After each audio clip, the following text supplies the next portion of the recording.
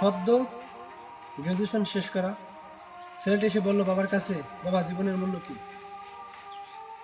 বাবা জীবনের মূল্য বোঝাতে ছেলেটির কাছে একটি পাথর তুলে দিল। পাথর দিয়ে বলল, যাও যে একটি দোকানে চলে যাও। ছেলেটি সবজির দোকানে চলে গেল।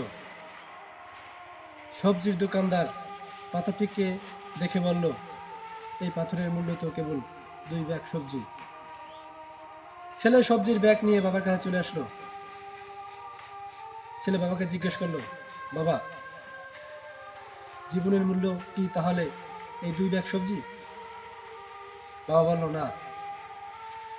বাবা আবার একটি পাথর দিয়ে বলল, যাও এই পাথরটা রুমালে মুড়িয়ে কোন একটি দোকানে চলে যাও।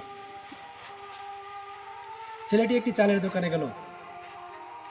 চালের দোকানদার পাথরটিকে দেখে বলল, এই পাথরটির মূল্য তো কেবল 2 বস্তা চাল। ছেলে 2 বস্তা চাল নিয়ে বাবার কাছে চলে আসলো। বাবাকে জিজ্ঞেস করলো, বাবা জীবনের মূল্য কি তাহলে এই 2 বস্তা চাল? বাবা বলল, না। এবারে তুমি এই পাথরটি মুড়ে মখমলের কাপড়ে মুড়ে তুমি কোনো একটি ভালো দোকানে চলে যাও। ছেলে বাবার কথা মতো বুদ্ধিমানি করে ছেলে স্বর্ণের দোকানে চলে গেল। স্বর্ণের দোকানদারকে গিয়ে তার পাথরটি দিল। স্বর্ণের দোকানদার পাথরটি দেখে বলল যে এটি তো খুবই মূল্যবান পাথর।